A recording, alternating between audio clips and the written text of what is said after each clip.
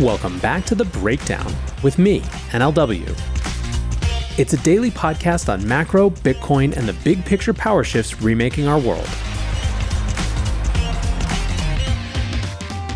What's going on, guys? It is Thursday, January 18th, and today we are talking about Coinbase versus the SEC.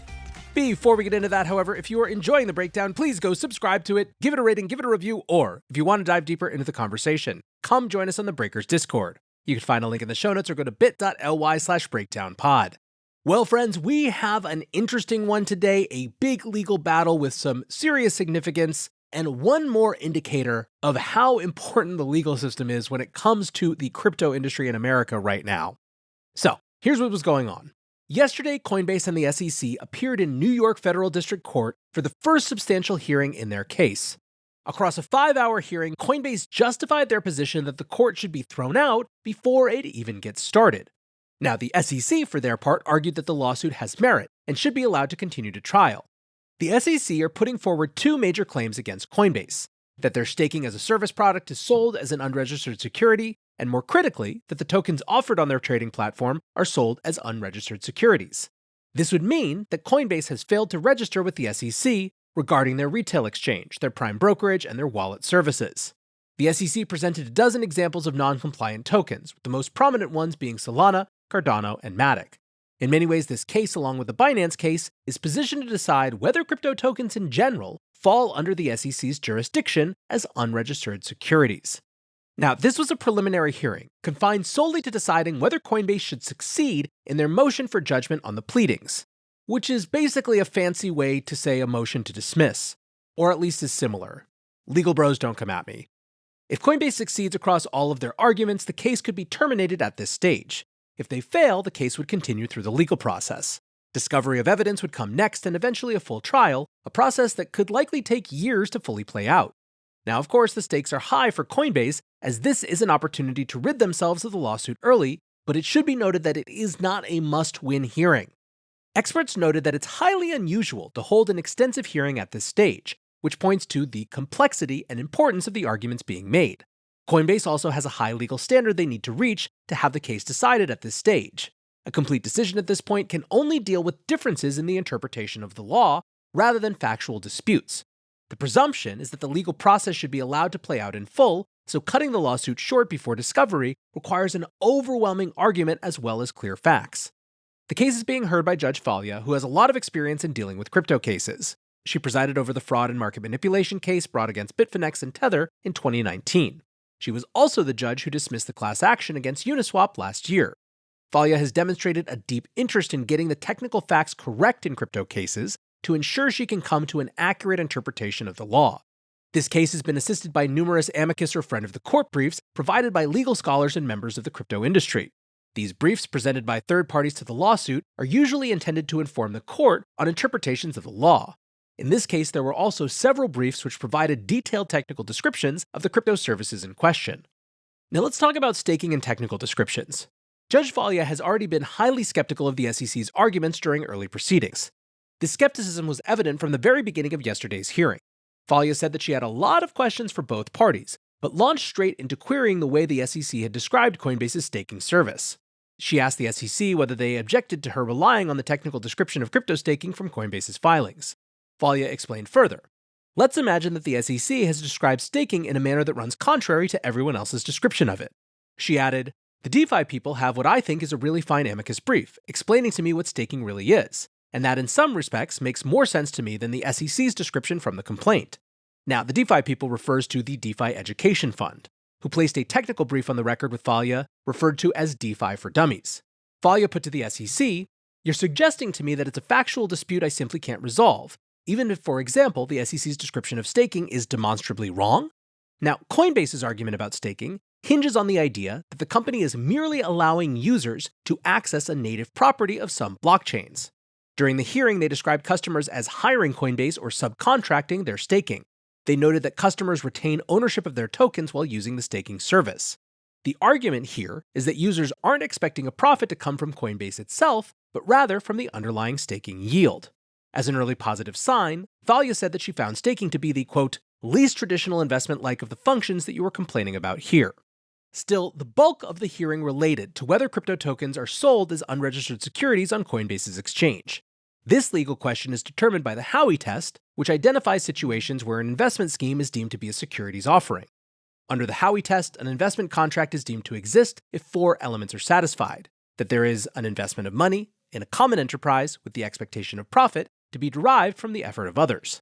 The last 2 elements are typically read together, meaning that the expectation of profit has to be directly connected to the efforts of others.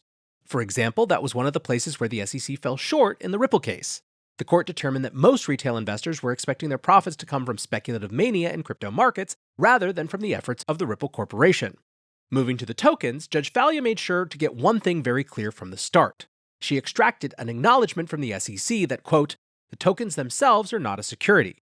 In response, Falia quipped, that's what the folks in the back table Coinbase think, and they're wondering why we are here. This legal point came to a head in the Ripple case and has severely hampered the SEC's attempt to paint the crypto industry with a broad brush.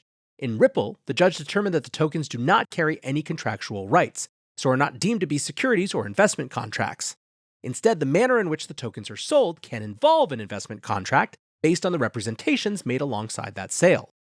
This is why sales to institutional investors, which included marketing material, were deemed to be securities transactions, while secondary sales through a crypto exchange were not deemed to be securities transactions.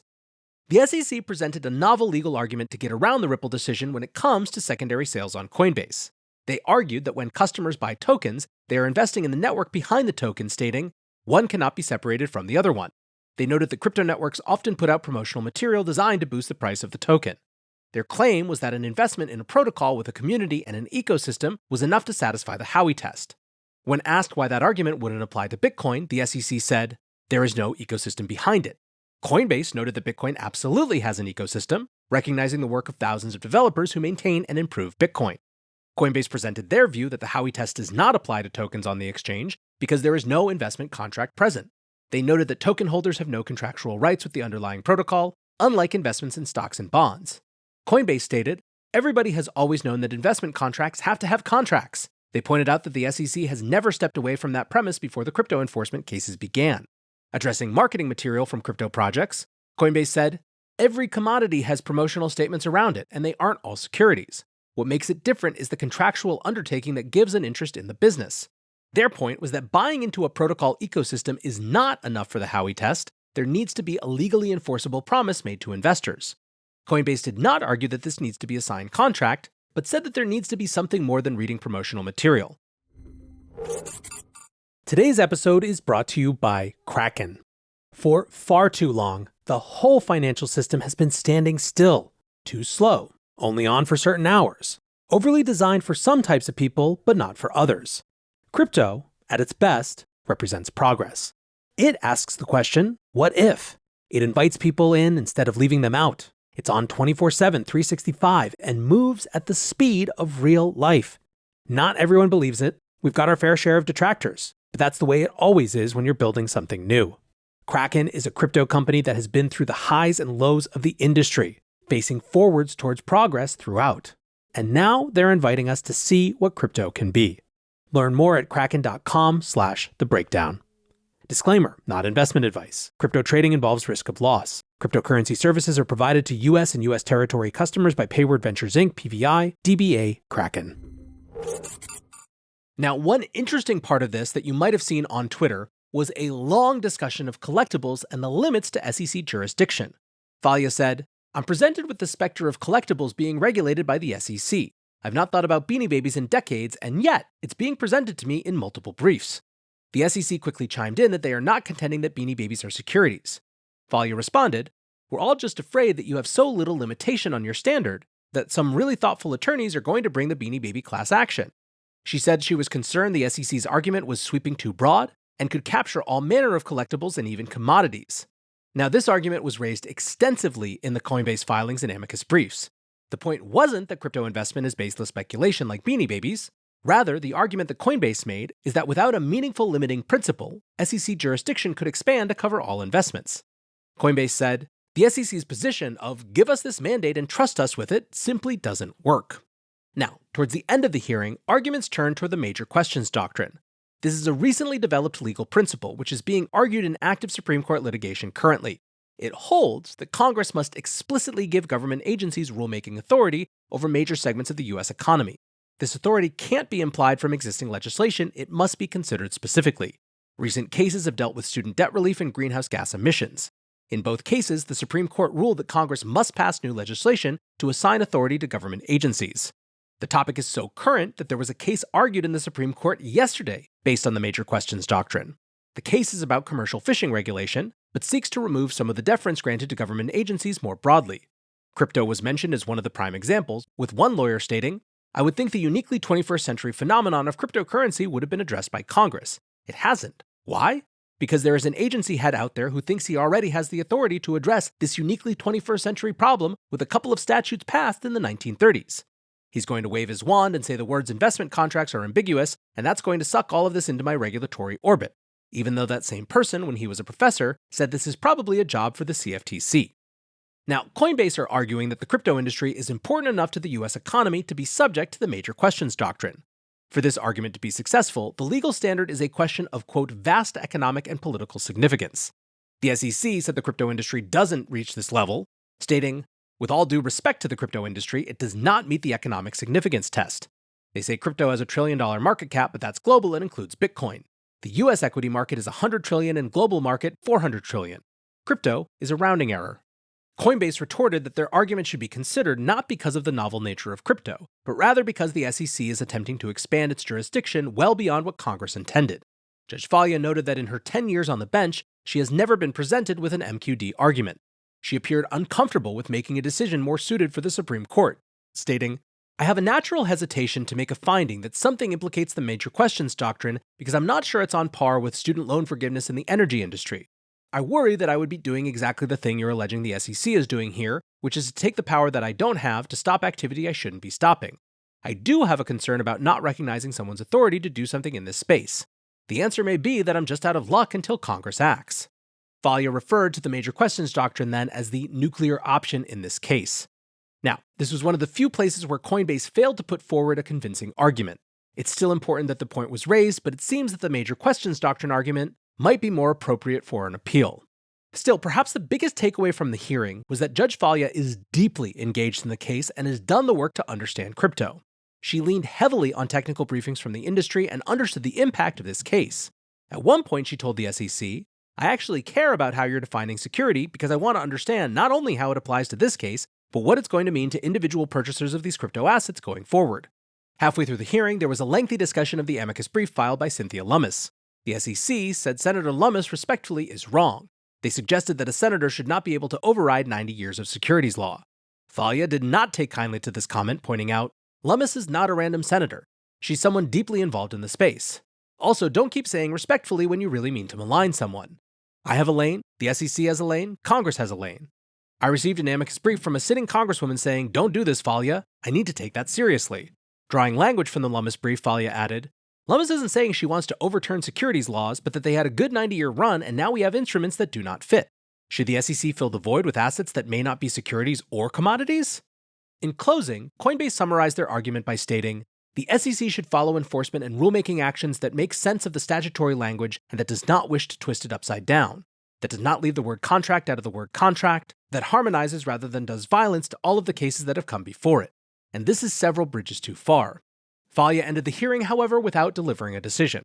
She said, "There's not an argument you haven't made to me. I just have to decide which one makes more sense." A ruling on this motion is not expected for weeks, if not months. Now, when it comes to the community's reaction, overall it was positive. Jake Chervinsky, the chief legal officer at Variant Fund, wrote, "Today's Coinbase hearing revealed a key flaw of the SEC's legal theory. It turns nearly every asset on the planet into a security. This can't be true. The SEC was created to regulate market for financial instruments, not digital goods or the technologies empowering them." Judge Falia seemed to get this flaw quite well. The SEC has clearly gone way off mission in its attempt to regulate crypto. That's a policy failure as much as a legal one, made worse by the SEC calling crypto a rounding error today. This doesn't mean Coinbase will necessarily win its motion for judgment on the pleadings, but it does display the true emptiness of policymakers' claims that the law is clear and the industry just doesn't want to comply. It's a fight, but we have the high ground. Bill Hughes from Consensus honed in on the same problem.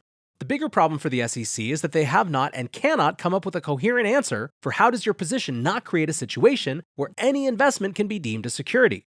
The trial team is not authorized to draw lines here. The SEC attorneys would prefer to sound nonsensical than to say something which admits a limitation on the SEC's authority. Marissa Tashman-Koppel, the head of legal at the Blockchain Association, pointed out what many felt after seeing the seriousness with which the judge was taking the situation. She wrote, "Judge Falia came prepared with thoughtful questions, had digested the amicus briefs, understands the tech, and gets the dynamics at play between the SEC and Congress. She is tuned into the SEC's overreaching and demonstrated her awareness of recent congressional acts indicating legislation is necessary. She pushed back on the SEC's framing of both the technology and the law, particularly on Coinbase's staking program and the absurdity of regulating collectibles as securities. Although it is impossible to predict what her opinion will say, I feel optimistic it will contain at least some positive language." Listen, friends, I think this is a big one. I think it's not done yet. Not a lawyer, but I would be surprised if this isn't allowed to proceed, just based on how many questions remain. I think the victory is exactly some people have pointed out, that it just obliterates the idea that everything is clear and that we're just a bunch of malcontents who don't want to follow the law. In that alone, this was major progress. And if we have every judge who spends as much time and attention and care as this judge does, even when those decisions go against us sometimes in the future, overall, I think we'll be in good shape. That's going to do it, however, for today's breakdown. One more big thank you to my sponsor for today's show, Kraken. Go to kraken.com and see what crypto can be. Until next time, be safe and take care of each other. Peace